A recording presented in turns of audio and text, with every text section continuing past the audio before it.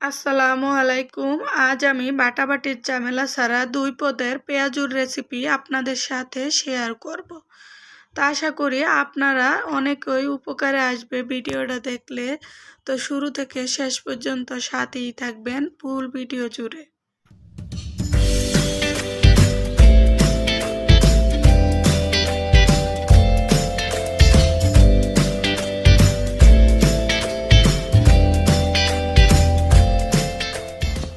তা আমি এখানে কিছু পুঁই শাক নিয়ে নিচ্ছি আর পেঁয়াজও বানাবো বাটাবাটির ঝামেলা ছাড়া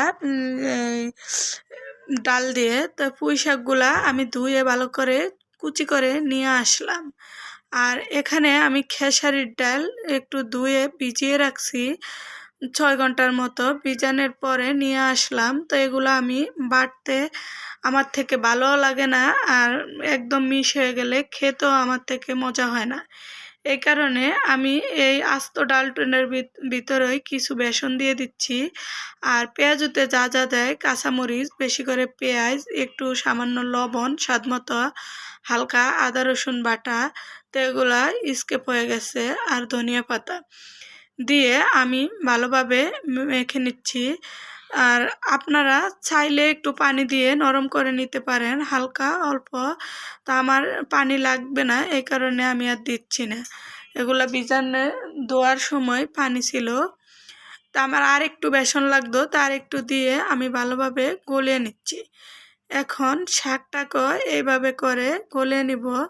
তো এই শাকের পাকোড়াটাও আমি প্রতি বছর রমজানে বানিয়ে থাকি পুঁই শাক এবং পালং শাক দিয়ে। দারুণ মজার একটা পাকোড়া হয়, অবশ্যই আপনারা ট্রাই করে দেখবেন। আর একদমই ঝামেলাবিহীন, বাটাবাটি ছাড়া। তো এটার সাথেও পেঁয়াজুতে আমি যা দিছি, আদা রসুন বাটা, স্বাদ মতো লবণ, বেসন, পেঁয়াজ, কাঁচামরিচ কুচি দিয়ে মাখিয়ে নিচ্ছি। এখন পাকোড়াগুলা কীরকম লোভনীয় এবং টেস্টি হয় এটাই বেজে আপনাদের সাথে শেয়ার করব। তা আপনারা যে যেখান থেকে আমার এই ভিডিওটা দেখছেন অনেক অনেক ধন্যবাদ। অনেকে দেখছেন হয়তো সাবস্ক্রাইব করেন না, প্লিজ দয়া করে একটা সাবস্ক্রাইব করবেন। সাবস্ক্রাইবের পাশে থাকা বেল বাটন চাপ দিবেন, যে পরবর্তী ভিডিওর নোটিফিকেশন আপনাদের সামনে চলে আসে।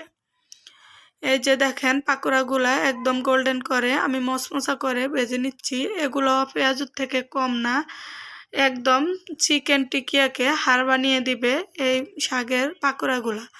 এখন আমি ভেজে নিব পেঁয়াজগুলা। তো আপনাদের যেটি পুরা ভিডিও দেখে থাকেন, ভিডিওর মাঝে কোনো ক্রমে কোনো দিকে একটু হলেও ভালো লাগলে অবশ্যই একটা লাইক করবেন এবং কমেন্ট করে জানাবেন। তো এই পেঁয়াজগুলো আমি একদম গোল্ডেন করে মশমশা করে ভেজে নিব। তো ভাজার পরে দেখবেন যে কতটা লোভনীয় এবং ক্রিস্পি হয়েছে। তা আপনারা আমার সাথে থেকে আমাকে উৎসাহ দিবেন এবং ভালোবেসে সাবস্ক্রাইব করবেন, তাহলে আমি এরকম নিত্য নতুন ভিডিও নিয়ে আপনাদের সামনে চলে আসতে ইচ্ছে করবে।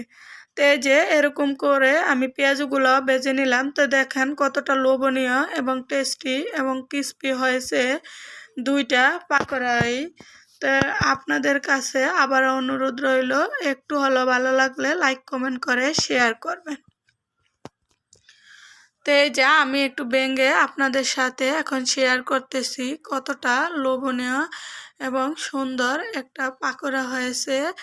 একদম বাটাবাটির ঝামেলাবিহীন, ছটফট। আপনারা ইচ্ছা করলে 1 ঘন্টা ভিজিয়ে রেখে বানিয়ে নিতে পারেন বাটাবাটি ছাড়া। তো দেখেন ক্রিসপি যতটা, লোভনীয় ততটা দেখতেও দারুণ মজার এবং সুন্দর হয়েছে। তো আজ এখানেই বিদায় নিব। আবার নেক্সট ভিডিওতে আপনাদের সাথে দেখা হবে। ওই পর্যন্ত আমার সাথেই থাকবেন, আমাকে লাইক কমেন্ট করে উৎসাহ দিবেন।